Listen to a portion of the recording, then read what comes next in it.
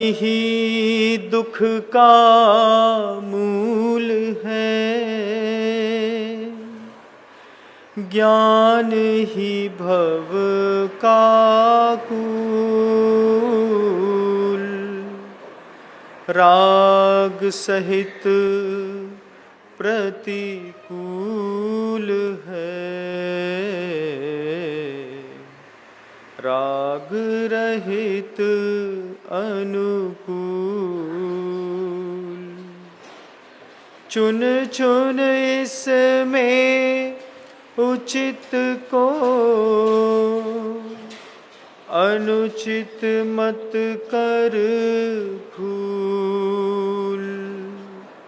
सब धर्मों का सार है, समता बिन सब धूल। परम पूज्य आचार्य भगवंत गुरुदेव श्री विद्यासागर जी मुनि महाराज की, 1008 श्री अजितनाथ भगवान की, समस्त मुनि संघ की। आचार्य जी ने एक बार हम लोगों से पूछा, भोजन करते हो तो बताओ कितनी इंद्रियों से करते हो। जब पहली बार गुरुदेव ने ऐसा पूछा कि भोजन करते हो कितनी इंद्रियों से करते हो, सामान्य से कभी ऐसा उपयोग गया नहीं, लेकिन गुरुदेव के कहने के बाद उपयोग गया कि वास्तव में सिर्फ रसना इंद्रिय से अगर हम भोजन कर रहे होते तो कितनी सहज बात होती। लेकिन हम पांचों इंद्रियों से भोजन करते हैं बंधुओं।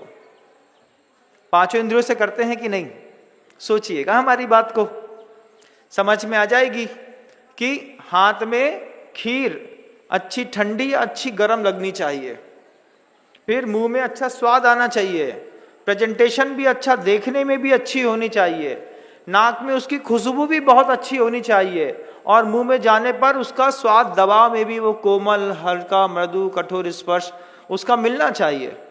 जब गीला भात खाने को मिलता है तो दिमाग खट्टा हो जाता है, जब बहुत ज़्यादा कड़े चने मिलते हैं तो भी दिमाग खराब हो जाता है। चना है, पेट में जाएगा तो काम करेगा, लेकिन आदमी की आदत है पांचों इंद्रियों से भोजन करने की।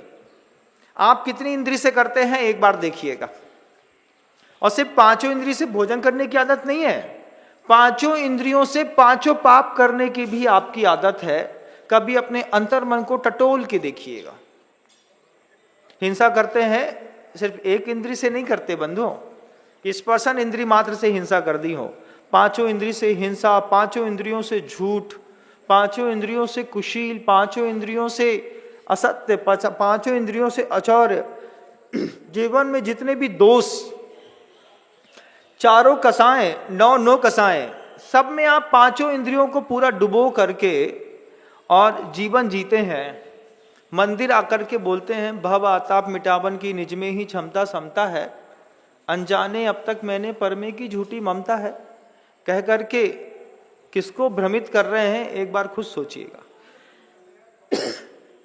जो रागी पांच इंद्रिय से कसाय करता हो, पांच इंद्रिय से भोग भोगता हो, पांचों इंद्रियों से झूठ बोलता हो, पांचों इंद्रियों से क्रोध मान माया लोभ की बात करता हो, वो रागी व्यक्ति मंदिर में आकर के भगवान के सामने पूजा करता है और ऐसी बात बोलता है। एक रागी के जीवन में कभी भी वीतरागता उपलब्ध नहीं होती बंधु। रागी कभी भी वीतरागता का पात्र नहीं होता, वीतरागी वीतरागता का पात्र होता है। अगर हम घर के अंदर बैठ करके इस तरीके की चर्चा कर रहे हैं, इस तरीके की बातें कर रहे हैं और इस तरीके की पूजन कर रहे हैं, हाथ में कुछ आता नहीं, और जब हाथ में कुछ आता नहीं है तो गृहस्थ व्यक्ति अपने घर के में, अपने जीवन में आध्यात्म का प्रवेश करा लेता है। बड़े आध्यात्मिक संत हैं हम, वाह बहुत बढ़िया, हमारे यहाँ अध्यात्म बड़ा प्रिय है। अरे व्यवहार जीवन में अध्यात्म की कोई कीमत नहीं होती, साधु संतों के पास आध्यात्मिक जीवन की कीमत होती है। साधु होते हैं, अध्यात्म उनके जीवन में होता है। उपसर्ग आने पर जिसके जीवन में समता बनी रहती हो, परीक्षाओं में भी वो अपने आप को स्वयं प्रेरणा देता हो, वो व्यक्ति आध्यात्मिक होता है। जो व्यक्ति स्त्री को बगल में लिटा करके और दुनिया भर के छल प्रपंचों के वार्तालाप करता है और मंदिर आकर के अपने आप को आध्यात्मिक घोषित करता है, मंदिर की पूजाओं में बहुत संशोधन की आवश्यकता है। ये बात सुनकर के कई लोगों में ऐसी धारणा बन गई है कि स्वयं किए जो कर्म शुभाशुभ फल निश्चित ही वे देते। बात तो सही है, लेकिन कौन से कर्म हैं, कौन से कर्म हैं, कर्म कितने प्रकार के होते हैं, इन बारों में कभी भी हमारा कोई चिंतन जाता नहीं बंधु। अगर शांति से आप मेरी आवाज को बहुत दूर तक सुन रहे हैं तो आपको मेरी बात समझ में आएगी, मैं आपको कहां ले जाना चाहता हूं। कर्म दो प्रकार के, एक अटल कर्म है। अटल कर्म क्या है कि वे अटल कर्म आपको भोगने ही पड़ेंगे, आप उन अटल कर्मों से कभी बच नहीं सकते, आपने खुद बांध लिया है। एक दूसरा कर्म है तो पाप कर्म, लेकिन उसमें बदलाव संभव है। जिन कर्मों में बदलाव संभव है उन कर्मों के लिए हमें रोज प्रतिदिन मंदिर आना पड़ता है। अटल कर्म तो हमको भोगने पड़ते हैं क्योंकि कर्म ही अटल है। अब तो वो हमारा उदय में आएगा और उदय में आकर के वो हमें दुख देकर के ही जाने वाला है, उसके बारे में हमारे हाथ में कुछ है नहीं। लेकिन बहुत सारे दुनिया भर के ऐसे छोटे छोटे कर्म हैं जो मंदिर में आकर के एक शांति कर्म नाम की व्यवस्था होती है। वो शांति कर्म धरती पर भी किया जाता है और देवताओं लोग भी करते हैं। जब कभी भी आप भक्तियां पढ़ते हो तो भक्तियों में आपने देखा होगा, दिव्येन नाणेन दिव्येन गंधेन दिव्येन पुप्पेन दिव्येन धूपेन दिव्येन वासेन नित्यकालम अंचंती पूजंती वंदंती नमनसंती महाकल्याण पूज्यम करंती। वो कौन करता है ये पूजा? महाकल्याणक पूजा कौन करता है? आप करते हैं? हम नहीं करते। फिर कौन करता है? वे देव जो हमारे आपके जैसे कभी मनुष्य थे, यहां पर सत्कर्म के बंधन को बांध करके पुण्योपार्जन करके देवों की पर्याय में चले गए।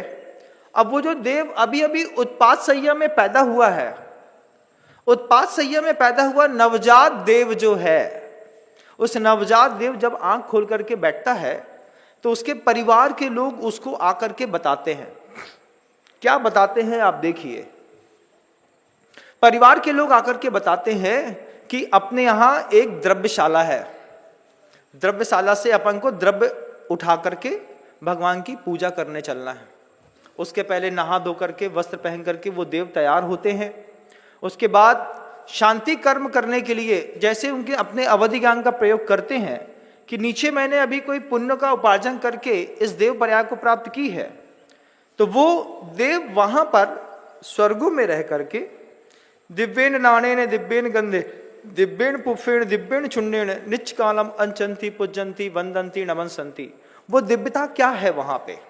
दिव्येन चुण्डेन, दिव्य चूर्ण क्या है वहां पर कि वे देवता मंदिरों में जाकर के देवियां जो है हीरे माणिक मोती के चूरन से भगवान की उस बिंब के सामने आकर के जो एक विशाल स्फटिक की शिला होती है उस शिला के ऊपर मारना मारती है।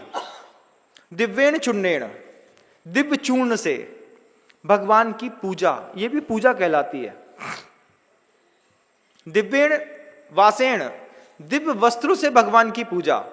भगवान जहां पर विराजमान होते हैं उस विराजमान भगवान के बिंब के ऊपर या भगवान के ऊपर एक आपने बहुत बड़ा चंदोबा देखा होगा।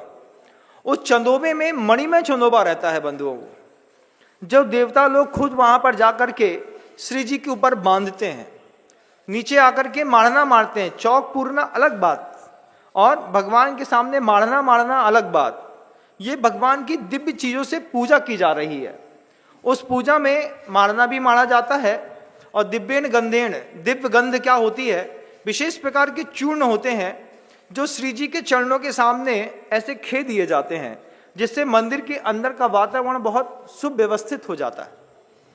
इस तरीके से नाना प्रकार के प्रकल्पों से वे देव लोग भी अपने जीवन में वे कर्म, जिन कर्मों को थोड़ा उत्कर्षण और अपकर्षण संभव है, संक्रमण संभव है, जिसमें हम बदलाव ला सकते हैं, वो वहां पर रह करके भी भोग नहीं भोगते, पूजन करते हैं। फिर वहां पर आकर के ऐसे दिव्य गंधों से पूजा करते हैं। उसके साथ साथ प्रणत परिक्रमा करते हैं। आप परिक्रमा लगाते होंगे भगवान की, कभी आप अपने मंदिरों में भी लगाते होंगे, तो यदवा तद्वा प्रवृत्ति करते हुए परिक्रमा लगती है आपकी। लेकिन जो देवता लोग होते हैं वो नीचे देखते हुए सिर को नीचे झुका करके ऐसे, और नीचे आंखों से हाथ जोड़ करके, और भगवान के पूरे जिन मंदिर की ऐसी 3 परिक्रमा 7 परिक्रमा लगाते हैं। इसको प्रणत परिक्रमा कहा जाता है, झुक करके परिक्रमा करना। 3 परिक्रमा लगा ली, 7 परिक्रमाएं लगा ली। फिर जब सामने से आकर के भगवान दिखाई दिए, तो सामने से भगवान जब दिखाई देते हैं तो देव बार बार जयकारा लगाते हैं, बोलो अजितनाथ भगवान की जय हो। ऐसा तेज आवाज में जब आप मंदिर जाइएगा तो इन बातों को हमें भी सीखना है। हम उपदेश इसलिए दे रहे हैं कि जो व्यवहारिक गलतियां हम अपने जीवन में कर रहे हैं देव आराधना करने संबंधी, हम उसको सुधार सकें। मंदिर में आओ तो मंदिर में प्रवेश करने से पहले ही मंदिर के बाहर बोर्ड टंगा रहता है, श्री पार्श्वनाथ भगवान का जिनालय है, महावीर भगवान का जिनालय है, आदिनाथ भगवान का जिनालय है। आपको पहले से संकेत दे दिया जाता है कि भगवान यहाँ के मूल आदिनाथ भगवान है, महावीर भगवान है, पार्श्वनाथ हैं, शांतिनाथ हैं। फिर परिक्रमा लगाई, परिक्रमा लगाने के बाद सामने आकर के जयकारा लगाया जाता है। आप सबको भी लगाना चाहिए बंधुओं। मंदिर आइए तो ये ना सोचिए बगल वाला क्या सोचेगा, आकर के एक बार जयकारा लगा दिया, बोलो अजितनाथ भगवान की, बोलो आदिनाथ भगवान की, कुंडलपुर के बड़े बाबा की जय हो। ये बोलने से पुण्य बढ़ता है, और ये पुण्य आपके पाप कर्म के आने के आगमन के द्वार को धीरे से रोक देता है। प्रणत परिक्रमा करी जाती है, सिर झुका करके परिक्रमा करी जाती है जब भी की जाती है। कभी भी ऐसा नहीं है कि ऊपर से ऐसे देखते देखते देखते देखते चले गए, ऐसा नहीं। और सबसे बड़ी आश्चर्य की बात है, जब स्वर्ग में सम्यक दृष्टि देव इस तरीके की परिक्रमा करते हैं, वंदना करते हैं, चूर्ण चढ़ाते हैं, भगवान का चंदोबा चढ़ाते हैं, तैयारी कर रहे होते हैं, उन देवों के उन अनुशासन को और उस क्रिया को देख करके अन्य देवी देवताओं को जो है वहां पर सम्यक दर्शन की प्राप्ति हो जाती है। इसका मतलब यह है कि हमारी पूजा पद्धतियां इतनी पवित्र हैं कि किसी मिथ्या दृष्टि देव को, जीव को वो सम्यक दर्शन की उपलब्धि का कारण भी बन सकती हैं। वहां पर परिक्रमा कर ली, जयकारा लगा लिया, फिर भगवान का मनोहारी अभिषेक किया जाता है। ऐसा पवित्रतम अभिषेक किया जाता है, ये शांति कर्म है बंधुओं। बहुत सारे पाप कर्म ऐसे हैं तुम्हारे जीवन के जिसमें तुम खुद चाकर के बदलाव कर सकते हो। स्वयं कृतम कर्म यदात्मना पुरा फलम तदीयम लभते शुभाशुभम परेण दत्तम यदि लभते स्फुटम स्वयं कृतम कर्म निरर्थकम तदा। ये आचार्य अमित गति महाराज का सामायिक पाठ की 2 पंक्तियां हैं, जिसमें वो कहते हैं, हिंदी में कहते हैं, स्वयं किए जो कर्म शुभाशुभ फल निश्चित ही वे देते। अब आप मान लीजिए आपने कोई अशुभ कर्म पूर्व में बांध लिया है, कोई अशुभ पाप कर दिया है, तो स्वयं कृतम कर्म यदात्मना पुरा, आपको शुभ कर्म खुद करने पड़ेंगे। पत्नी से बोल दिया हमारे नाम की शांति धारा कर रही हो, हम इतने टीवी देख रहे हैं, काम नहीं बनता बंधु। स्वयं शांति धारा करनी पड़ती है, स्वयं भगवान का अभिषेक करना पड़ता है, स्वयं मनोहारी द्रव्यों से पूजा करनी पड़ती है। आचार्यों ने विशेषण लिखा है, द्रव्य के आगे मनोहारी शब्द लिखा। आपकी द्रव्य इतनी सुंदर हो, कितनी सुंदर हो, इतनी सुंदर द्रव्य हो, इतनी सुंदर थालियां हो, इतना सुंदर जल चढ़ाने का पात्र हो कि उस मनोहारी द्रव्य को देख करके जिसने कभी पूजा नहीं की है उसके पूजा करने के भाव हो जाए। स्टील की थाली ही रखो लेकिन बिल्कुल चमचमाती, पीतल की थाली हो तो थोड़ा इमली से नींबू से मांझ लिया, बिल्कुल चमक गई, सोने जैसी दिखती हो। फिर चांदी का सोने का बर्तन मिल जाए तो कहना ही क्या। लेकिन द्रव्य कैसी हो, मनोहारी हो, मनोविकारी ना हो। कई बार द्रव्यों की थालियां ऐसी रहती हैं कि आदमी बोलता कौन हाथ लगाए द्रव्य में, इतने छोटे हो, बिल्कुल सड़े चावल है, कहीं हाथ चिप चिप में गंदे ना हो जाए। तो आदमी क्या करता है, जो चढ़ा रहा होता है उसके हाथ में हाथ लगा देता है, भैया तुम चढ़ा दो, हम हाथ लगा देते हैं। ऐसी मनोविकारी द्रव्य से किसी को सम्यक दर्शन नहीं होता, पाप क्षय नहीं होते। घर के अंदर शुद्ध बेबी ब्रांड केसर से चावल रंगे हो, अच्छे लंबे लंबे चावल हो, चांदी का अर्थात बर्तन हो, अच्छी पूजा की बड़ी बड़ी छिटके हो, बड़ी बड़ी बादामें हो, बड़ी बड़ी लवंग हो, फिर जाकर के भगवान की पूजा करने में अच्छा मजबूत ठोना हो। वहाँ पे स्टील की परैया उठाई नहीं कि उसको ठोका मनाया, पूजा करी, परैया बजाई और चले आए। अरे 2 किलो चांदी कम से कम ऐसी रखो अपने जीवन में, जिसमें चांदी का ठोना, चांदी के बर्तन ऐसे बना सको कि जिसमें भगवान की पूजा करने का तुमको खुद आनंद आ सके। मंदिर गए, स्टील की थाली उठाई, उधर पूजा करी, चलत बने। अरे भाई कौन खरीदे चांदी के बर्तन? 1 लाख रुपए MCX में लगा सकते हो, 2 लाख रुपए का शेयर खरीद सकते हो, 2 लाख रुपए के चांदी के बर्तन नहीं खरीद सकते। क्यों क्यों नहीं खरीद सकते? क्योंकि महाराज मति ऐसी मारी गई है कि शेयर खरीदने का मन तो 1000 बार होता है। जब भी दिखता है कि अडानी का 1300 से 2300 हो गया, अंदर ऐसा धक्का लगता है, अरे महाराज हमारे देखते देखते 1300 से 2300 हो गए, 2400, 2500, 2600 में खरीदा, सीधे उतर के 1200। हमारे साथ ऐसा होता है महाराज, बहुत घाटा लग रहा है, कलश रखना है।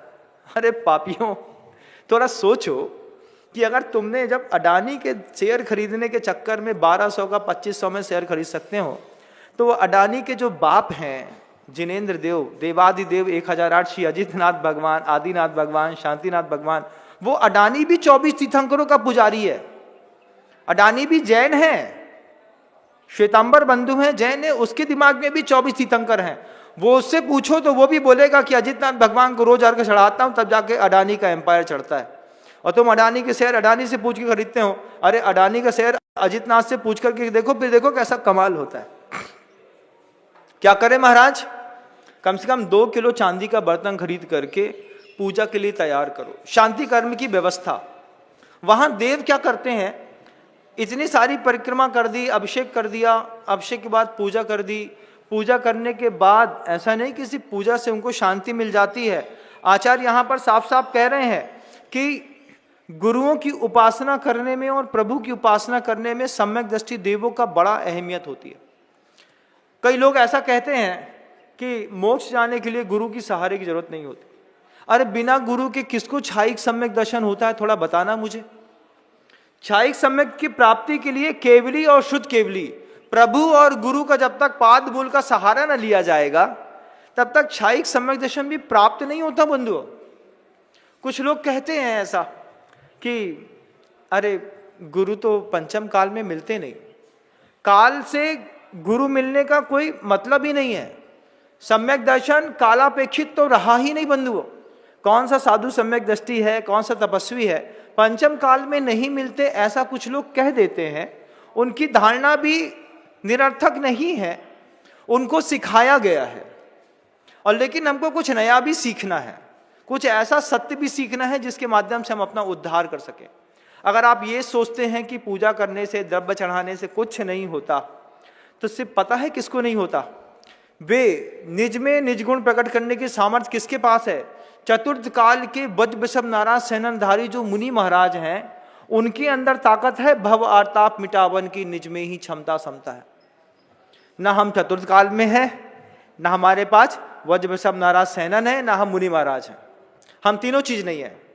उसके बावजूद हम मंदिरों में जाकर के रोज पूजा करते हैं इसी बात की, भव आताप मिटावन की, निज में ही क्षमता समता है। अरे किसके पास है, थोड़ा पूछो। वो रागी व्यक्ति जो 5 इंद्रियों से एक रोटी खाता है, दाल खाता है, सब्जी खाता है, वो भव आताप को खाक मिटाएगा? उसके आताप को मिटाने के गुरु का सहारा चाहिए, अभिषेक का सहारा चाहिए, शांति धारा का सहारा चाहिए, पूजन का सहारा चाहिए, तप का सहारा चाहिए, संयम का सहारा चाहिए। वे चतुर्थ काल के वज्र वृषभ नाराज सैनन के मुनि महाराज जो होते हैं, वो भी वहां पर दीक्षा लेकर के तप में जाकर के घनघोर साधना करते हैं। और हम घर के अंदर बैठ करके रात को 12 बजे पानी पीते हैं और सुबह 6 बजे अभिषेक करते हैं और सोचते हैं हमारे पाप कट जाएंगे। आपको ऐसा लगता है? ऐसा लगता है क्या? झूठ में जीवन जीना बड़ा बेकार होता है, सत्य का जीवन जीना बहुत अच्छी चीज है। अगर आप रोज प्रभु जी का पूजन करते हैं तो पूजाओं को थोड़ा छांट लीजिए। जो पूजाएं भक्ति प्रधान हैं, उन भक्ति प्रधान पूजाओं से आपके जीवन का उद्धार तो संभव है। अध्यात्म प्रधान पूजाओं से आप में से किसी का भी कोई भी भला होने वाला नहीं है। जब सामायिक में बैठिए तब उन पूजा को पढ़िए, उस पूजा का वैराग्य भावना का सामायिक में आनंद लीजिए बंधु। सामायिक में उस आनंद बहुत आता है। क्या 12 भावना कौन सी चलती है उसमें? झूठे जग के सपने सारे, झूठी है मन की आशाएं। तन यौवन धन सब अस्थिर है, क्षण भंगुर पल में मुरझावे। सम्राट महाबल सेनानी, उस पल को टाल सकेगा क्या। कब कब पढ़ना है ये? मंदिर में भगवान के सामने आके? बिल्कुल नहीं। ये जयमाला जब आप व्रती हो, प्रतिमाधारी हो, 2-5 प्रतिमा के व्रत ले लिए हो, समायिक करने बैठ रहे हो, समायिक करने से पहले इस शब्दों को पढ़ करके अपने चिंतन को प्रगाढ़ करिए, अपने अंदर और वैराग्य पैदा करिए। फिर अपने अध्यात्म में डूबने के लिए आप इस जयमाला का, पूजा का सहारा लेकर के और फिर अंदर चले जाइए। ये आत्माश्रित मुक्ति का मार्ग है। लेकिन मंदिर में आत्माश्रित मुक्ति मार्ग की कोई कीमत नहीं होती। वहां पर पराश्रित वर्ती दीपक है। वहां पर क्या है? भगवान का सहारा लेकर के मैं अपने अंदर विशुद्धि बढ़ाना चाहता हूं, भगवान का सहारा लेकर के मैं पूजा करना चाहता हूं, अभिषेक करना चाहता हूं, पाप का प्रक्षालन करना चाहता हूं। तो वो वैसे कर्मों के लिए जिन कर्मों को हम टाल करके बदल सकते हैं, इसके लिए हम प्रतिदिन मंदिर आते हैं, पूजा करते हैं, अभिषेक करते हैं, शांति धारा करते हैं, व्रत नियम का पालन करते हैं, रस का त्याग करते हैं, छोटे छोटे व्रतों का पालन करते हैं। किन चीजों के लिए? उन चीजों के लिए जिसके माध्यम से हम यहाँ पर आ करके और पाप को काट सके। लेकिन अध्यात्म को स्वीकार करके बैठ गए हम माला फेरने के लिए यहाँ पे, सम्राट महाबल सेनानी उठ पल को टाल सकेगा। इससे क्या होता है? जब आप खुद कहते हैं अपने मुख से, जड़दीप बिनस्वर को अब तक समझाता मैंने उजियारा। जब हमने कह दिया कि ये जड़ है, दीप जो है विनश्वर है, मिटने वाला है, इसको मैंने भ्रांति थी कि मैं इसको उजियारा समझ रहा था। फिर निज क्या है वो? जड़दीप बिनस्वर को अब तक समझाता मैंने उजियारा, निज गुण प्रत्याय ज्ञान दीप से मिटा मोह का अंधियारा। अब भगवान को तुम पूजा कर रहे हो कि भगवान को समझा रहे हो कि मैंने अपने ज्ञान दीप से अपने मोह का अंधियार मिटा लिया है? जब तुमने ज्ञान दीप से मोह का अंधकार मिटा लिया है तो भगवान के सामने खड़े होने की कोई जरूरत ही नहीं है। फिर तो तुम जंगल में अच्छे। जब ज्ञान का सहारा लेकर के तुमने खुद अपने आप में रगड़ करके आत्मा में ज्ञान ज्योति पैदा कर ली, तो मंदिर आकर के पूजा करने की क्या जरूरत थी? मंदिर आकर के पूजा कौन कर रहा है? वो व्यवहार सम्यक दृष्टि जीव, जो व्यवहार में जी रहा है, जिसके जीवन में सुख है, दुख है, लाभ है, हानि है, हर्ष है, विषाद है, मान है, अपमान है, वो मंदिर आता है, पूजा करता है, भगवान की भक्ति करता है और भक्ति का सहारा लेकर के कर्मों को काटता है। उन कर्मों को काटता है जिन कर्मों को काटना संभव है। जब देवता लोग ऊपर जाकर के 8-8 डब्बों से 10-10 डब्बों से परिवार सहित सामूहिक पूजन करते हैं, तो क्या हमको धरती में आकर के सामूहिक पूजन नहीं करना चाहिए? लेकिन पिताजी तो महाराज रात में 2 बजे सोए थे, तो वे 9 से पहले तो नहीं उठन के। अब पत्नी आ गई हमारे पास, महाराज इनको समझाओ तना, 25 साल हो गए, 25 साल से जो अभिषेक सोई नहीं करें। अब भैया हम समझाएं कि तुम समझाओ? हमारा काम है क्या? साधु सोशल वर्कर तो है, लेकिन इतना सोशल वर्कर भी नहीं है कि तुम्हारे घर में जा करके तुम्हारे पति को समझाएगा कि पूजा करो। वो सोशल वर्किंग आपके हाथ की है। महिला का कर्तव्य बनता है कि अपने पति को, बच्चों को थोड़े रस्सी के व्रत कराना शुरू करें। कैसे रस्सी के व्रत? 3 सब्जी बनाई, 1 सब्जी में नमक मत डालो। क्या हुआ? बोले भैया क्यों, इसमें नमक नहीं डाला? हाँ, हमारी रस्सी थी, इस चक्कर में अब तुमको भी रस्सी करनी पड़ेगी। क्योंकि ये छोटे से संयम को ग्रहण करने से भी आपके जीवन में अनुकूलता बनती है। आचार्य लोगों ने जो भी व्यवस्थाएं बनाई हैं वो हमारे आपके लिए बनाई हैं। 1-1 माह के ऋषि का व्रत ले लिया जाता है। 1 माह के लिए नमक का त्याग है, 1 माह के लिए दूध का त्याग है, 1 माह के लिए मीठे का त्याग है, 1 माह के लिए गुड़ का त्याग है, तेल का त्याग है, दही का त्याग है, शक्कर का त्याग है। 1-1 माह के लिए घर के कई बार लोग सामूहिक रस्सी त्याग करते हैं। सामूहिक रस्सी का त्याग करने से 1 महीने के लिए हमारे घर में रस्सी का त्याग चल रहा है, नमक का। पता ही नहीं चला कि 1 महीने से नमक नहीं खाया। क्यों? सबने नहीं खाया। 1 महीने से किसी ने दूध नहीं पिया, 1 महीने तक किसी ने दही नहीं खाया। नहीं तो फिर आप एक व्यक्ति पर्सनल भी कर सकते हैं कि घर में अंदर व्यवस्था चल रही होती है, आप जो है एक एक महीने का संयम, एक एक महीने का व्रत ग्रहण करने से आपके शरीर में उस व्रत का तेज पैदा होता है। आपके चेहरे का तेज में और हमारे चेहरे के तेज में अंतर है कि नहीं? बताओ। मेरा चेहरा आपके चेहरे जैसा दिखाई देता है? नहीं दिखाई देता। आपको क्या करना पड़ता है? पहले तो 9 to 5 लगाएंगे, 9 to 5 लगाने के बाद पोत पात के तैयार होके आते, तब दिखता है अरे कुछ चमक रहा है। साधु सिर्फ पसीना यहां से गिरता बस रहे, उसमें भी साधु के चेहरे में तेज दिखाई देता है। उस तेज के पीछे का कारण है उनका संयम, उनका व्रत। वो जब आप पालन करते हैं, छोटा सा नियम भी पालन करते हैं, मान लीजिए 6 बजे के बाद रात्रि भोजन का भी त्याग कर दिया है, मान लीजिए 1 महीने के रस्सी का नियम ले लिया है, किसी भी चीज का त्याग कर दिया है, उस त्याग के कारण आपके शरीर में, आपके चेहरे में तेज पैदा होता है। उस तेज के माध्यम से आपके शरीर के साथ साथ मन, वचन, काया तीनों का शोधन होता है, और उस शोधन के बाद आपके द्वारा कही हुई, करी हुई हर क्रियाओं में सजगता और सरलता हो जाती है। कुछ चीजें ऐसी हैं जो आप मेहनत करके भी प्राप्त नहीं कर पा रहे हैं, उन चीजों को आप संयम ग्रहण करके प्राप्त कर सकते हैं।